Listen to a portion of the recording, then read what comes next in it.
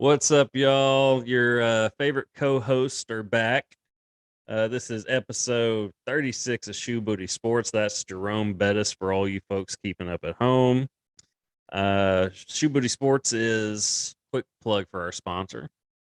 Sponsored by Rhino Races. Rhino Races is a virtual race series that offers 5 different races: a 5K, a 10K, a half marathon, a marathon, and the Rhino Ultra. Visit rhinoraces.com to register today. Also, check out their merch while you're there.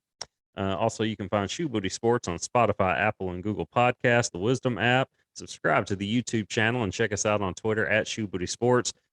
Speaking of co-hosts, this is Graham Powell along with, I think that's Bradley Brown. For those watching, that is correct. For those watching on Spotify and YouTube, he's lost his facial hair. I've still got mine, so I used a razor for the first time in like 10 years. So, any cuts or anything? Surprisingly, no. Okay, well, kudos. Realized about halfway through why I stopped doing that. Yeah, it's a pain. I could never work for UPS or anywhere else that requires that. All right, so we got a lot to talk about. Ole Miss wins the College World Series. Of course, we were high on Arkansas this time a week ago. Arkansas did give them the toughest battle of the tournament. The Razorbacks were the only team to beat Ole Miss in the College World Series. I think in the entire postseason. In the postseason. Yeah, the entire postseason. The Rebels were just hot, man. It was just they were a team of destiny. It looked like the deciding game against Arkansas. Filthy pitching. Yeah, DeLucia just dominated. It was an absolutely dominant performance. Connor Nolan pitched well for Arkansas. Did everything he could, just got no help. I mean, DeLucia was just that lights out.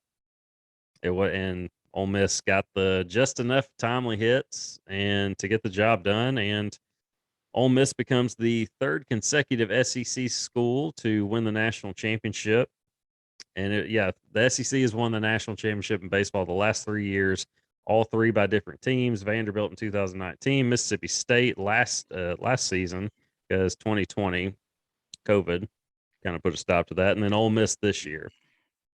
And they have won 4 of the last 5 College World Series. We don't really want to relive this part, but Florida winning it in 2017, and then Oregon State being the non-SEC school to win it in 2018. Of course, they beat our Arkansas Razorbacks 2 out of 3 games to claim that one.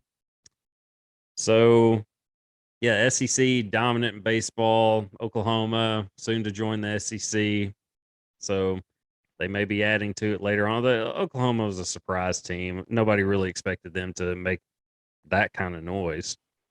But that's what's so fun about the College World Series. But Ole Miss just seemed like a team of destiny, and they got the job done. I mean, baseball's cool like that. Of course, wish it would have worked out in the Razorbacks' favor, but I mean, the Rebels got it done. Got to tip your hat. But this brought me to an interesting question.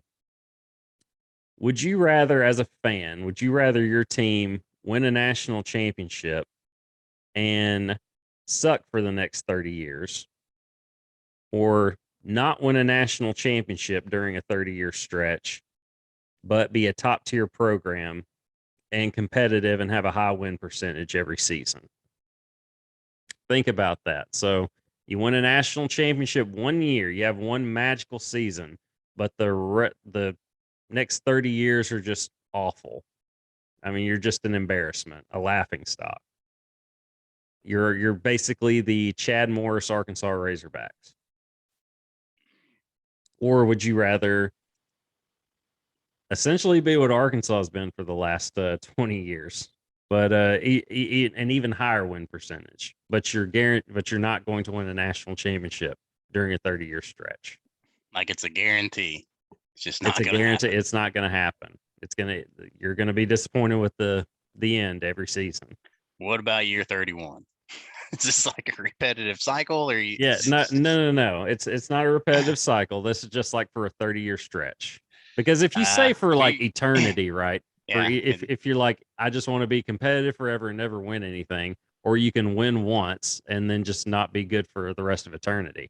Even that's a little bit of that makes you think more than maybe you should. I don't know, but because you're basically saying, we'll watch 1 year and the rest of them, we're not going to bother. Or we can watch a lot of memorable games over the stretch of a lifetime or 30 years, but we're never going to win it all. It's 30 years actually of heartbreak, though. correct, but it's also 30 years of not caring. True. So for me personally, I'll take the not winning one, winning a national championship, but being competitive during that stretch rather than winning one and just being a laughing stock or just not competitive during the rest.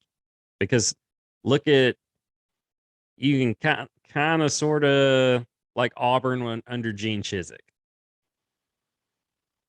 during that era, basically. One magical season and then just mediocrity in the end was just essentially kind of a disaster. Or you can be, I'm trying to think of another example, just a consistently competitive program that doesn't necessarily win it all.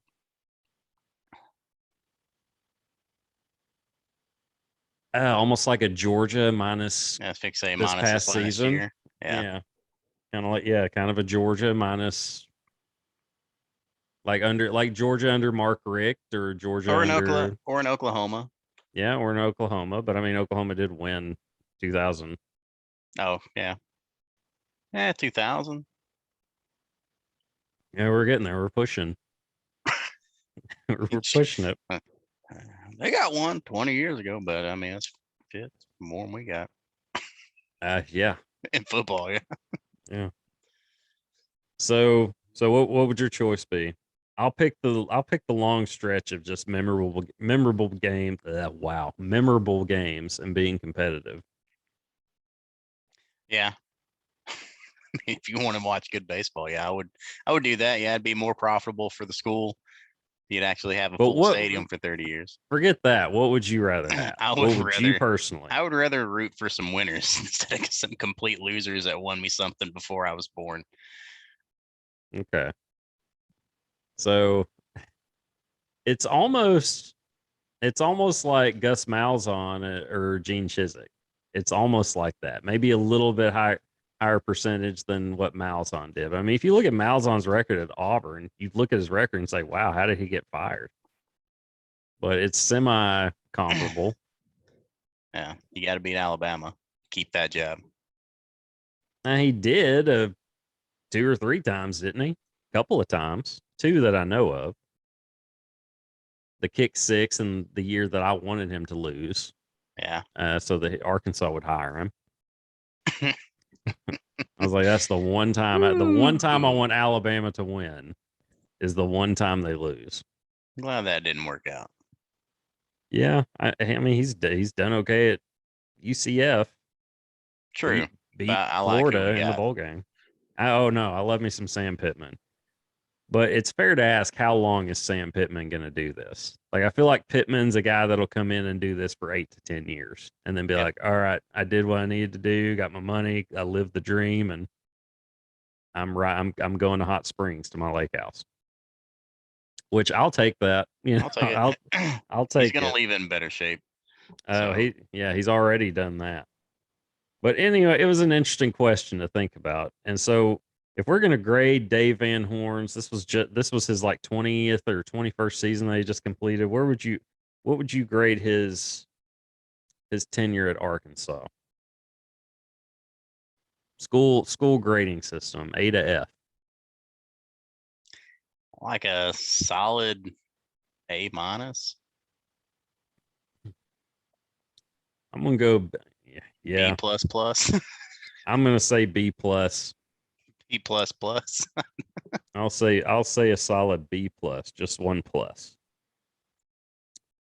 He's done an exceptional job. He's taken the program to heights they've never been before, as far as I know, at least in my lifetime. Yeah. But he's won plenty, just not the big one. Yeah, it's just kind of it's only annoying as a Razorback fan to see other schools that this is your first time making it. Hey, you won. All right, awesome. yeah. Cool. I mean, Ole Miss this year, Mississippi State last year, Vanderbilt doing it. And the two teams that played for it all last year was Vandy and Mississippi State. I want to say Arkansas. All we had to do was catch a damn foul ball, but and then I think 2020 was our season, but COVID happened. But who knows? Well, you could say 2021 was their season, and they just couldn't. They pulled a Tennessee and just couldn't get out of the supers. The hell in 2020. Yeah. I liked our lineup in 2020. So. Yeah, it was. I don't know. I didn't really pay too much attention to it because it was early. You know, it was really early, and everything got canceled. But something to think about. But I mean, he's done an exceptional job.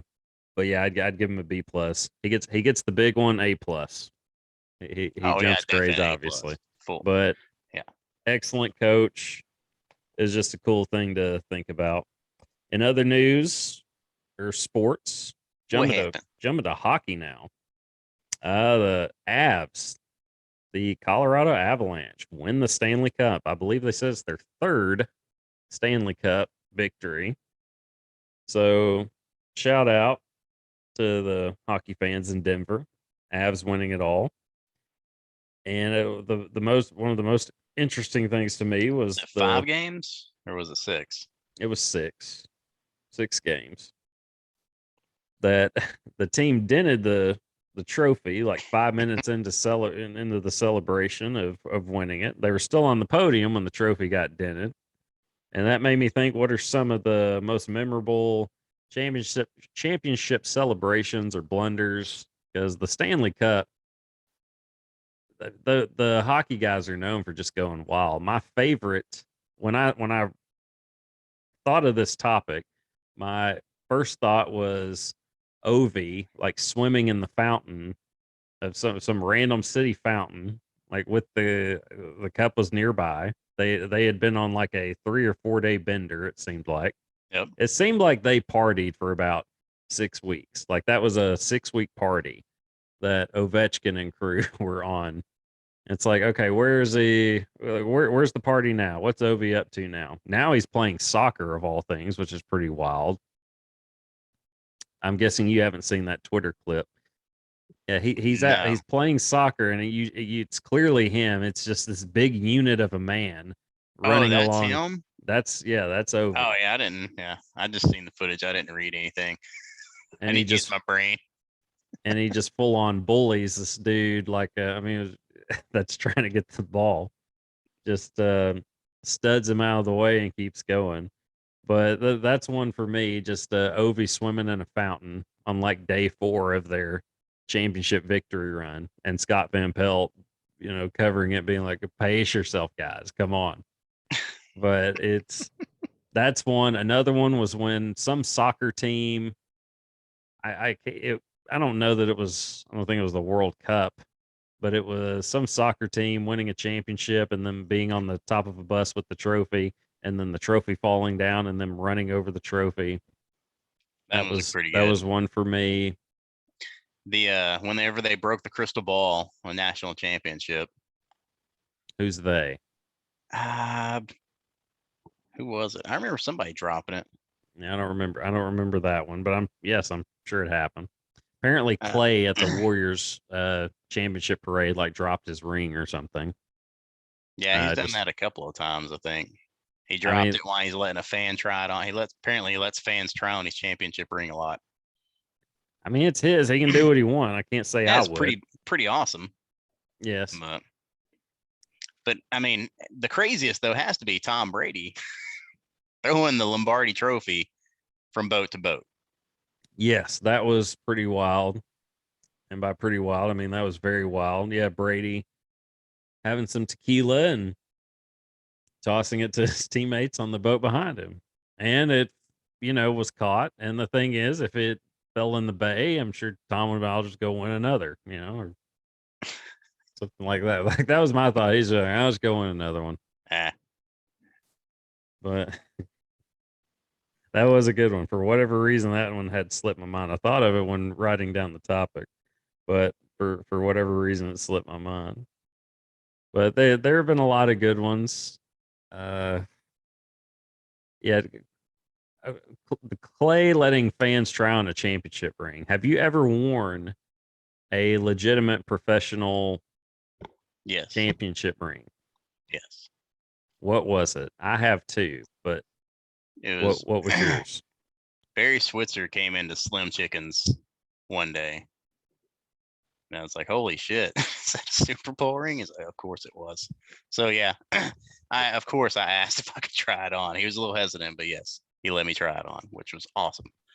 Okay. The one for me was we were at my buddy DVP's 21st birthday. It was his 21st birthday, and his dad had come up and like everything. And so we all rolled out for, DVP's 21st. I mean, we started the night at Platinum. Yes, for the quarter beers at 6, and to hang out with can't beat it. Can't beat it. And to hang out with the lovely dancers there, lovely ladies there. And of course go to La Huerta after, right next door, get our Mexican food on and throw back some more beers. And then of course we head to Dixon to close out the night. And why I can't remember if we were still on Dixon or if we were already home. I think we might have been still out at Dixon. But with Drew's dad was a scout, because I'd always wanted, DVP was always a fan of the Chicago White Sox, and I always found that kind of random. I was like, oh, why are you a fan of the White Sox? Just being Central Arkansas kids. But his dad's buddy that was with him was a professional scout for the Chicago White Sox. And this was, I think this was 2006, maybe. I believe it was 2006. And of course, the White Sox won it in 05. Pretty sure that's correct. Yes, because the Cardinals won it the following year in 2006. Their first world championship in my lifetime. But yes, the White Sox won it in 2005. And so, of course, the scout has his World Series championship ring on. And of course, a couple of people had tried it on. So I'm like, well, I want to try it on. So I get it and I'm holding it. I put it on. Very cool. Very cool ring. Very awesome. Only time I've gotten to do something like that. May never get to do it again. So of course I lived it up then. So that was cool. But yeah, it's just I was for certain that you would say, no, I've never done anything like that. But wow, we've both worn like world championship rings from professional sports teams. Yeah, I guarantee you your ring, the size of it was way bigger because they started just getting ginormous. Yes, because yours was like what, 96 it had to be. Had to be 96. Yeah. Yeah. So it was, or 95, 96. It looked like a big class ring, not like the oversized stuff that they have now. Right. I think 96 was the year that was the one for yours. No. Yeah, 2005 was mine. And yes, it was very large. It was, and they just keep getting bigger and bigger, but the Buccaneers one. And where they can double his necklace. Yeah, it's pretty sweet. Pretty awesome. We will jump sports again. Jump to pro basketball. Shooty hoops. Yes, the big news, Kyrie Irving, he opts back in with the Nets. That came out today. Today Surprise. being June 28th here on Tuesday. But yes, Kyrie will reportedly be back with the Nets. And of course, he had an interesting post about it after. It was a very Kyrie post, something about, it was a very Kyrie post. I don't have it in front of me, but of course, they were at an impasse, them with the Nets, or him with the Nets, as far as what he was going to be getting from them. And he's basically said, well, I'm going to go test the waters, see if he requested a sign and trade, I believe. And they said, well, go see what you can get. I mean, they gave him the okay to do it. And he went and did so. And the Lakers were apparently the only team just really interested. Can't blame them. But they were The Lakers, reportedly the only series team interested offered a sign and trade package that included what Russell Westbrook, and of course the Nets weren't interested in that. Go Wow. figure. Hey, you want to take on this massive contract that's he won't live up to, and get some players not that great in return for Kyrie Irving, and Nets weren't interested in that. So Kyrie opts in to his deal and also opting in to their deal, Russell Westbrook. He has, let's see, Man, that is I a got the massive specific option. numbers here.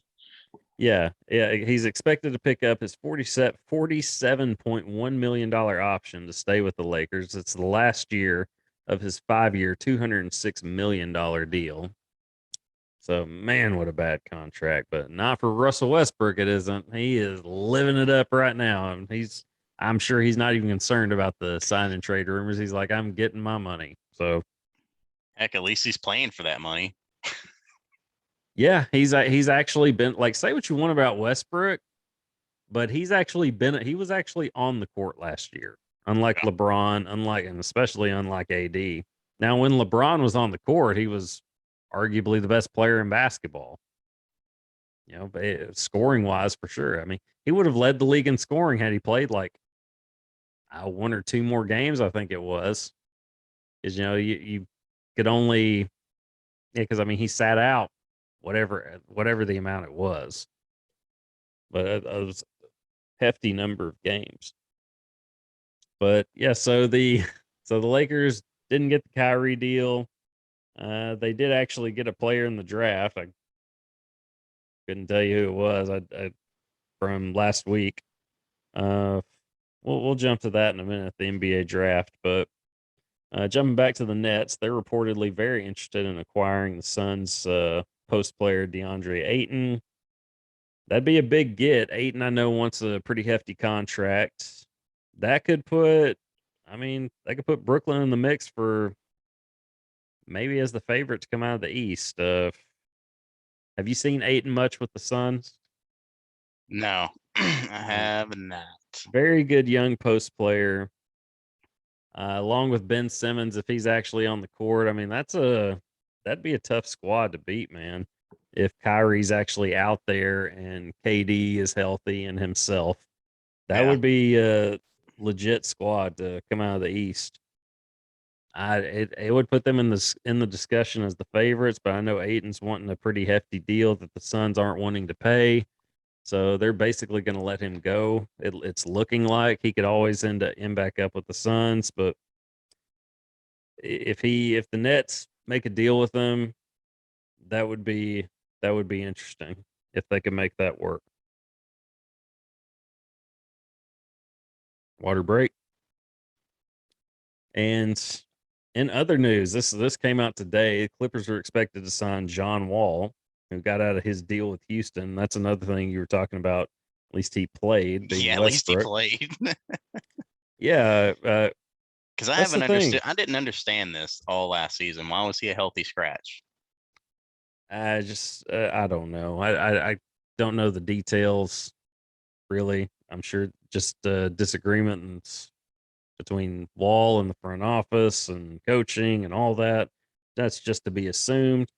But yes, John Wall didn't play at all last year for them and still got paid $44.3 million. So the Rockets paid him that to be a healthy scratch.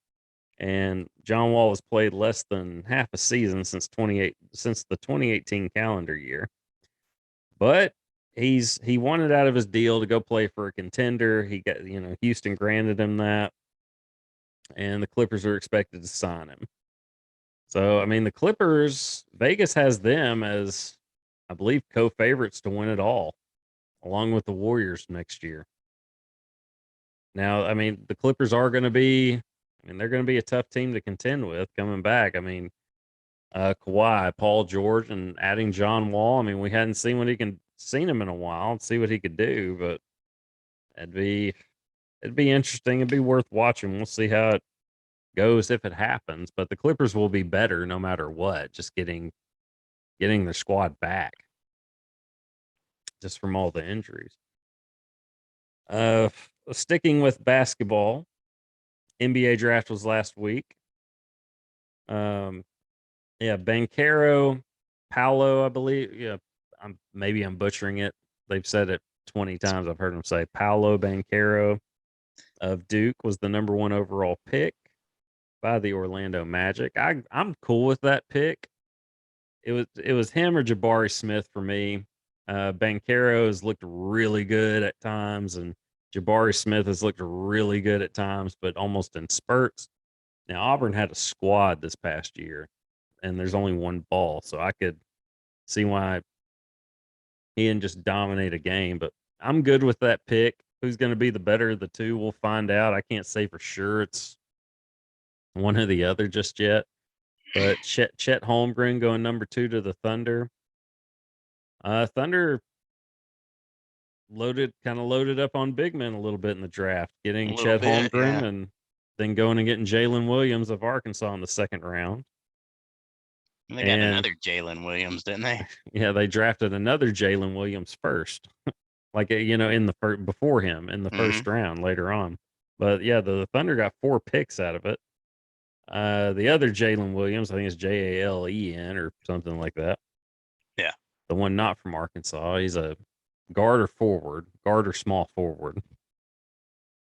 But looked like some good pickups for them.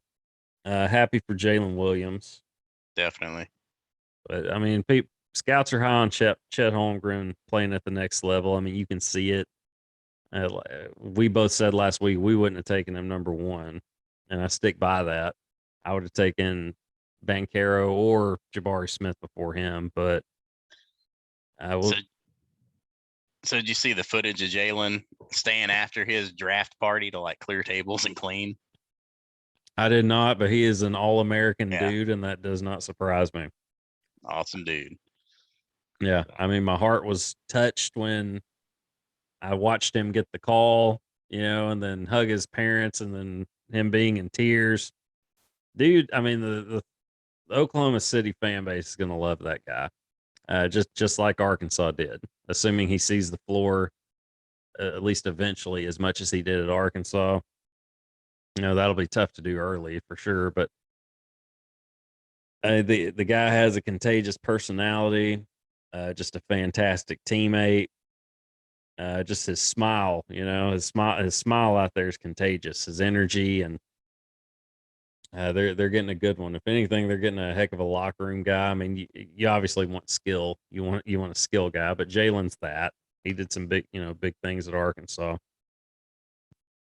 He was always guarding the other team's best player, it seemed like, in the SEC, because the guy from Kentucky and just among others, it's that's the only one that comes to mind right now. But it's the massive center from Florida. I remember he had a game against us, but yeah, it's a big get for it's a good get for the Thunder, but it's very cool for Jaylin Williams. So shout out him. In other news, the number one ranked quarterback coming out of high school, Arch Manning, committed to Texas this past. What day was it? I think it was it Monday or over the weekend? Either way, Arch Manning Yeah, it was. commits to I thought it was Texas. Saturday or something like that. Yeah, I want to say it was over the weekend. It was a few days ago, but yeah, reportedly, Steve Sarkisian was the big reason as to why that happened, or how that happened, I guess you could say. You think he stays committed? I I mean, I guess he's a junior this year, Yeah, about to be a senior. he's coming in the class of 2023. I'm sure. I mean, he's a Manning. That's they don't do things just without thinking it through. At least something like that for sure. I'm sure he's like, this is where I want to go, and for whatever reason. But that's that's the thing. It's not like he's I know Sark's had a go. lot to do with it, has a good track record of getting quarterbacks ready to play at the next level, which is what this guy ultimately wants to do, following his uncle's footsteps. But as far as like competing for a championship, Texas is nowhere there yet. I mean, No, like if you want to say start or Sark's recruiting is going to improve, I mean, it would be like 5 years down the line before they started competing for championships. Not now. it's not. And Yeah, it's not going to be in his time. I don't think. no, Arch will be in the NFL by then. So I'm a little, and who knows when Texas is going to join the SEC. But for now, I mean, Arch can. He'll have at least one season in the SEC. I think it's supposedly by 2025. Okay, so we'll see. But he'll light up the Big 12 defenses for Oh, the that's next for couple of sure. years, because that's not hard to do. But yeah, he'll have good numbers. But will Texas be now? I mean, I've not seen the kid play. I've seen some highlights. Very impressive. Obviously, the pedigree's there. I mean, Eli Manning took Ole Miss to like the Cotton Bowl, winning it, by his senior year. So, but Eli went on to win a couple of Super Bowls, and Peyton did what he did at Tennessee, obviously. So I'm sure he's certainly going to elevate Texas, but how much higher than 7-6, we'll find out. 8-8. It wasn't.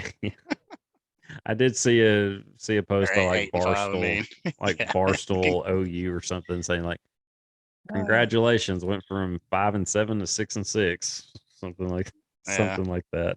I think they'll probably do better than that, but Oh yeah, they're not going to be terrible, but yeah, I don't think they're going to win a natty or anything. oh no, not while he's Not there. even. Yeah, I probably think not even get a whiff of it. But no, I would think like 9-10 wins tops would be like the best that they could expect. Realistically, it'll be between around that 8 range, 7-8.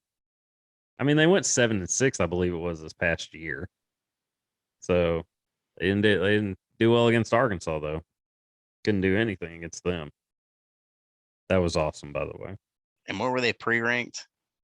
They were high. It's a Yeah, typical typical Texas Texas. team. They're ranked high at the beginning of the season. They'll beat like an overrated Notre Dame team or something. Then ESPN puts out a tweet saying Texas is back in all caps for winning a double overtime game, 55-52 against Notre Dame. Like a 6-win Notre Dame team or something.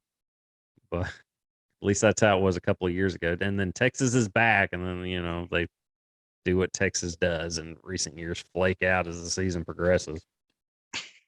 So it's news. We'll see what happens with that. MLB update, nothing has changed as far as standings other than just the increase in games played and wins and losses, but all the same teams are there. The Yankees are at the top of the AL, the Mets are top of the NL. The NSL Central has been the same as it's been in recent years. The Brewers have taken over the top spot, but I believe the Cardinals are half a game behind them. Very similar records.